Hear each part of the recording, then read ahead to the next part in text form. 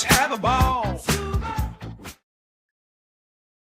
Assalamualaikum warahmatullahi wabarakatuh. Perkenalkan, saya Reno Yunita dengan NIM 112210823. Kali ini saya akan menjelaskan mengenai strategi komunikasi di PT API. Yang pertama, apa sih komunikasi dan negosiasi bisnis? Jadi, komunikasi itu berasal dari bahasa Latin, yaitu communis, yang berarti sama rata sama rasa. Jadi, komunikasi itu suatu proses penyampaian dan penerimaan pesan atau informasi di antara dua orang atau lebih dengan harapan terjadinya pengaruh yang positif atau menimbulkan efek tertentu yang diharapkan. Nah, kemudian bisnis itu suatu organisasi yang menjual barang atau jasa kepada konsumen atau bisnis lainnya untuk mendapatkan laba. Jadi, menurut Katz, tahun 1994, komunikasi bisnis adalah adanya pertukaran ide, pesan, dan konsep yang berkaitan dengan pencapaian serangkaian tujuan komersil. Komunikasi bisnis juga diartikan sebagai komunikasi yang terjadi dalam dunia bisnis dalam rangka mencapai tujuan dari bisnis itu sendiri. Kemudian, negosiasi bisnis itu adalah proses komunikasi antara dua pihak atau lebih yang memiliki kepentingan berbeda dengan tujuan mencapai kesepakatan yang saling menguntungkan atau win-win solution.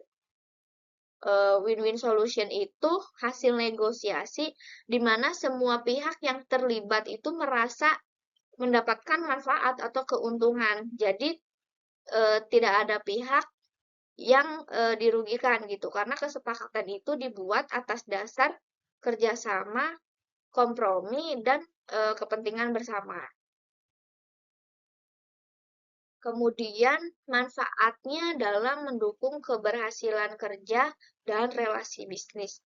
Yang pertama itu ada pengambilan keputusan yang lebih baik. Jadi, informasi yang akurat, tepat waktu, jadi memungkinkan keputusan itu lebih efektif.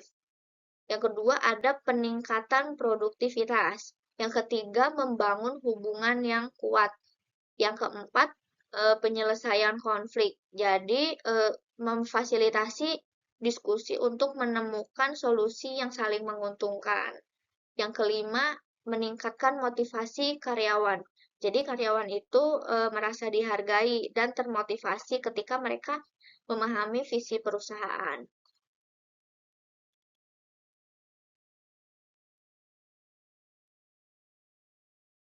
Kemudian ada unsur-unsur komunikasi yang tersedia di PT API. Yang pertama itu komponen komunikasi. Yang pertama ada pengirim atau sender, yaitu meliputi atasan, supervisor, atau tim manajemen. Contohnya itu supervisor produksi ya. Jadi supervisor produksi itu menginstruksikan tim operator untuk menambah output harian karena ada permintaan mendadak dari customer besar gitu. Terus yang kedua ada pesan atau message, meliputi instruksi kerja, laporan, target produksi, dan permintaan pengiriman. Yang ketiga ada media atau saluran, meliputi meeting, email, WhatsApp grup kerja, dan memo. Kemudian yang keempat ada penerima. Itu meliputi operator produksi, admin warehouse, logistik, ataupun sales. Yang kelima ada umpan balik atau feedback, yaitu verifikasi tugas selesai atau laporan kendala. Kemudian ada gaya komunikasi. Ada dua, yaitu formal dan informal. Yang formal itu biasanya melalui surat tugas, SOP, dan rapat koordinasi.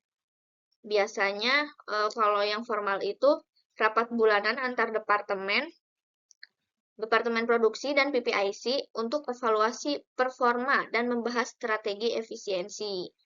Kemudian untuk yang informal itu meliputi percakapan langsung di lapangan atau di grup WhatsApp.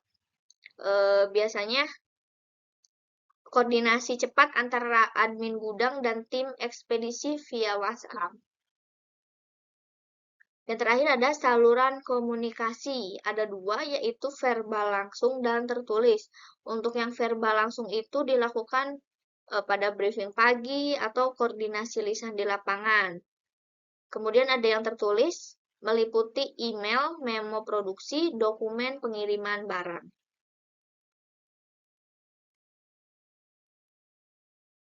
Nah, ini kemudian ada contoh komunikasi atau negosiasi yang pernah diamati di PT API. Nah, untuk latar belakang itu jadi pada awal bulan terjadi kesalahan dalam proses pencatatan jumlah kebutuhan karton box untuk pengiriman barang jadi. Akibatnya, ketika barang selesai diproduksi dan siap dikirim, jumlah karton yang tersedia di gudang tidak mencukupi, padahal customer telah meminta barang dikirim tepat waktu keesokan harinya. Nah, untuk pihak yang terlibat, yaitu ada tim gudang warehouse menyadari kekurangan bahan kemasan. Yang kedua ada tim PPIC bertanggung jawab atas perencanaan dan ketersediaan barang. Kemudian ada tim sales menjadi penghubung dengan customer terkait permintaan dan jadwal pengiriman. Nah, jadi kronologi singkatnya, tim warehouse itu menginformasikan kepada PPIC kalau ukuran karton box 60 kali 40 itu tinggal 25 pieces. Sedangkan kita itu butuh 60 pieces untuk shipment besok. Nah, kemudian PPIC itu berkoordinasi dengan tim sales untuk update ke customer, minta izin untuk mengirim 50% besok pagi. Kemudian sisanya itu nyusul sore setelah karton box datang dari supplier. Nah, terus sales berkomunikasi dengan customer via email dan telepon. Kemudian customer menyetujui dengan catatan ada konfirmasi tertulis dan estimasi pengiriman tahap kedua. Nah, jadi tujuan komunikasi atau negosiasi tersebut yaitu mencari solusi cepat agar pengiriman tetap bisa dilakukan sebagian. Terus kemudian bernegosiasi dengan customer agar pengiriman dilakukan bertahap, jadi 2 kali. Yang terakhir, menghindari keluhan atau komplain dari customer akibat keterlambatan.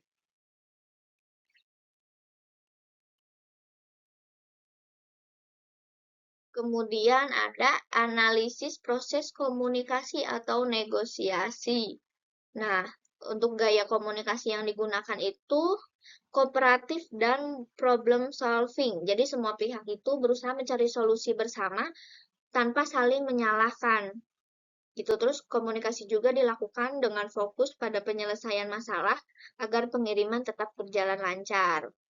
Kemudian langsung dan fleksibel. Komunikasi itu dilakukan dengan cara yang lugas dan cepat tanpa prosedur birokrasi yang panjang karena situasinya itu bersifat mendesak.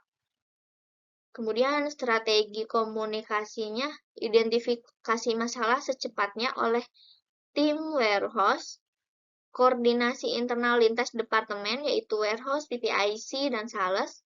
Kemudian negosiasi eksternal dengan customer melalui tim sales. Yang terakhir ada penawaran solusi alternatif. Jadi pengiriman itu dilakukan secara bertahap. Nah, untuk saluran komunikasi yang digunakan itu ada dua ya, yaitu saluran komunikasi internal dan eksternal. Nah, untuk yang internal itu kita menggunakan WhatsApp group antar tim produksi, PPIC, dan warehouse. Kemudian briefing singkat langsung di area kerja. Kemudian untuk saluran komunikasi eksternal untuk ke customer yaitu menggunakan telepon dan email oleh tim sales untuk menyampaikan penjelasan dan negosiasi waktu kirim. Nah, hambatan yang munculnya itu seperti yang sudah dijelaskan yaitu kurangnya stok karton karena kesalahan pencatatan atau estimasi kebutuhan. Kemudian waktu pengiriman itu sangat mepet, jadi tidak memungkinkan menunggu karton dari supplier gitu. Terus yang terakhir, kekhawatiran customer akan keterlambatan pengiriman.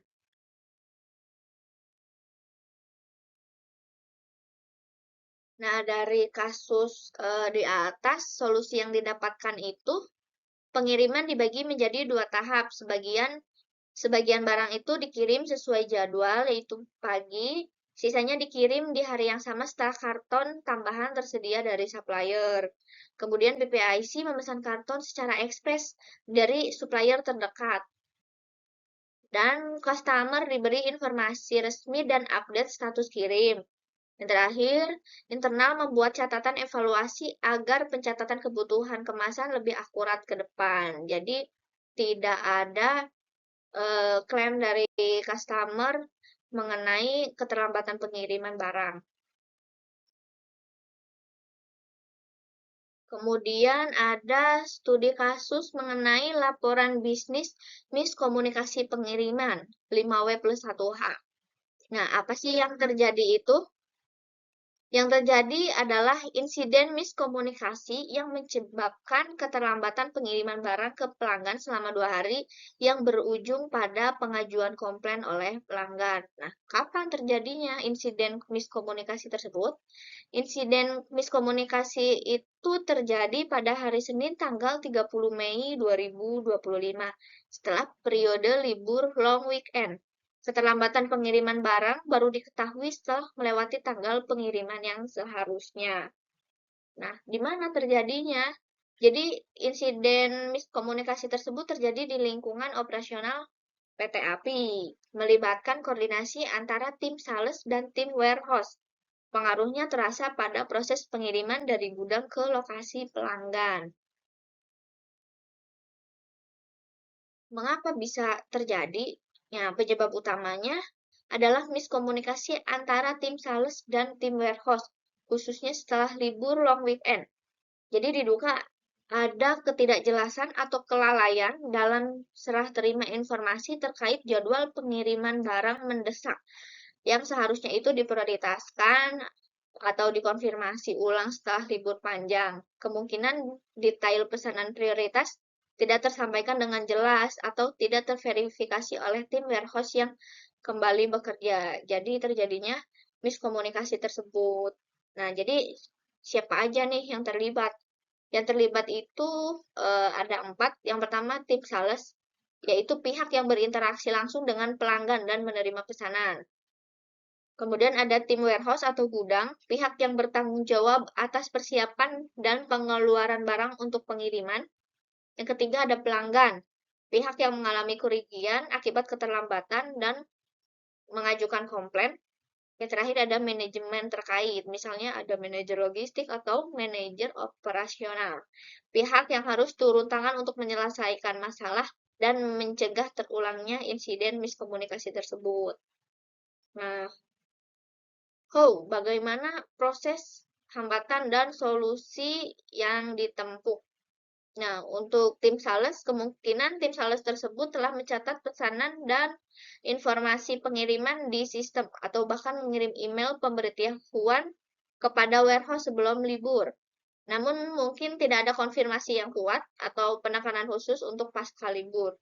Nah, untuk tim warehouse, setelah libur, tim warehouse itu mungkin memproses pesanan berdasarkan urutan standar atau mengabaikan prioritas tertentu yang sudah disiapkan sebelum libur karena volume pekerjaan menumpuk atau hand-off yang tidak efektif. Nah, untuk hambatan komunikasi yaitu ada absennya verifikasi ganda. Tidak ada mekanisme verifikasi ulang status pesanan krusial setelah libur panjang. Nah, adanya ketergantungan pada sistem semata. Mungkin ada asumsi bahwa semua informasi sudah tercatat sempurna di sistem tanpa perlu komunikasi personal yang kuat. Terus kurangnya protokol khusus untuk periode libur. Tidak ada SOP atau checklist khusus untuk hand-off dan prioritas kerja setelah libur panjang. Mungkin adanya volume kerja tinggi pasca libur. Jadi tim warehouse tersebut mungkin kewalahan dengan banyaknya pekerjaan yang menumpuk setelah libur sehingga informasi penting terlewat. Nah, solusi dan negosiasi yang ditempuh itu adanya identifikasi dan klarifikasi segera. Jadi setelah komplain pelanggan diterima, tim sales segera berkoordinasi dengan warehouse untuk mengidentifikasi akar masalah keterlambatan, permohonan maaf, dan penawaran kompensasi atau negosiasi dengan pelanggan. Nah, terus tim sales juga menghubungi pelanggan untuk menyampaikan permohonan maaf secara tulus. Negosiasi dilakukan untuk menawarkan kompensasi, misalnya diskon untuk pesanan berikutnya, pengiriman gratis untuk pesanan ini, atau prioritas pengiriman di masa depan, guna meredakan kekecewaan customer dan mempertahankan hubungan bisnis. Terus dilakukan pengiriman darurat. Barang yang terlambat itu segera dipersiapkan dan dikirim menggunakan kurir ekspres atau delivery express ya. Menggunakan metode pengiriman tercepat yang memungkinkan meskipun dengan biaya tambahan.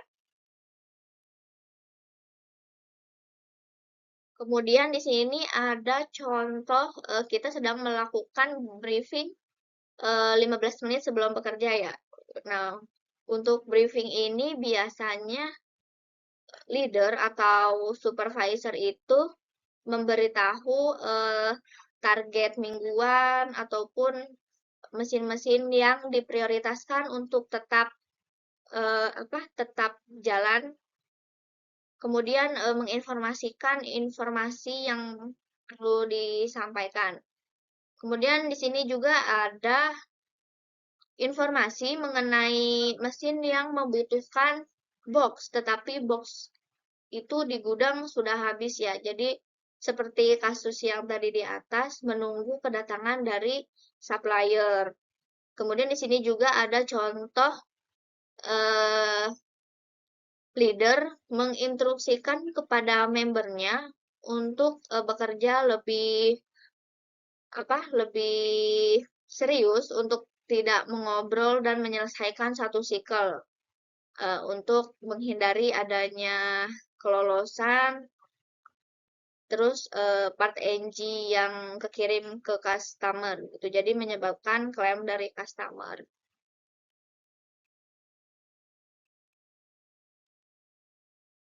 Sekian dari saya, terima kasih. Kurang lebihnya mohon maaf. Wassalamualaikum warahmatullahi wabarakatuh.